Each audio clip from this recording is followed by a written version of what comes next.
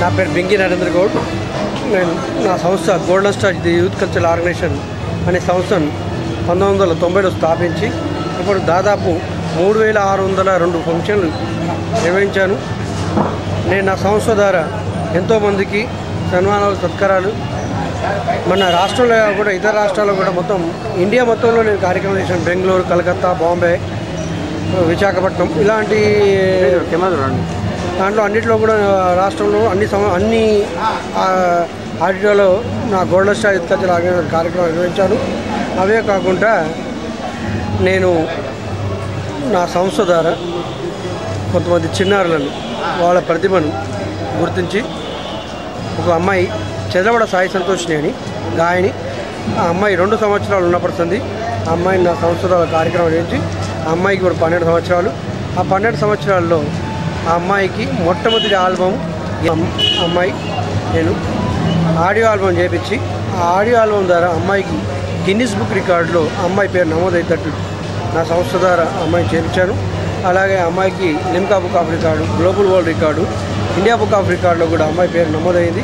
ప్రపంచంలో మొట్టమొదటి అతి చిన్నారిలో ఆల్బమ్ చేసిన అమ్మాయిగా నా సంస్థ ద్వారా చదవాడ సాయి సంతోష్కి అరుదైన రికార్డు అయింది. అలాగా చదవాడ సాయి సంతోష్తో పాటు నేను నా సంస్థ ద్వారా ప్రముఖ లిపి అంటే ఒక స్క్రిప్ట్ రాసిన చింతపట్ల వెంకటాచారి గారికి యూకే యునైటెడ్ స్టేట్ ఆఫ్ అమెరికాకు అతని గురించి పంపించడం జరిగింది.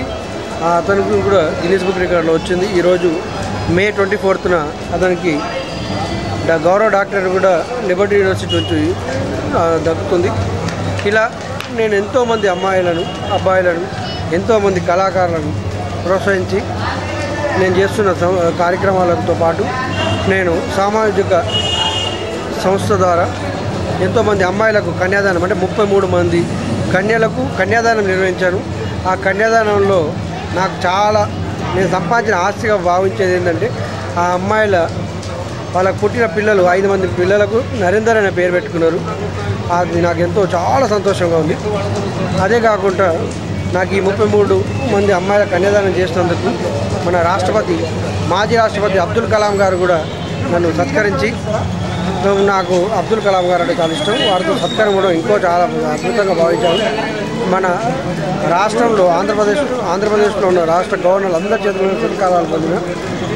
అలాగే నేను నా సంస్థ ద్వారా ఇంకా మంచి మంచి కార్యక్రమాలు నిర్వహించి రాష్ట్రంలోనే కాకుండా దేశంలోనే మంచి మంచి కళాకారులను తయారు చేయాలని దృఢనిశ్చయంతో నేను నా సంస్థను కొనసాగిస్తున్నానని మీకు తెలియజేస్తున్నాను.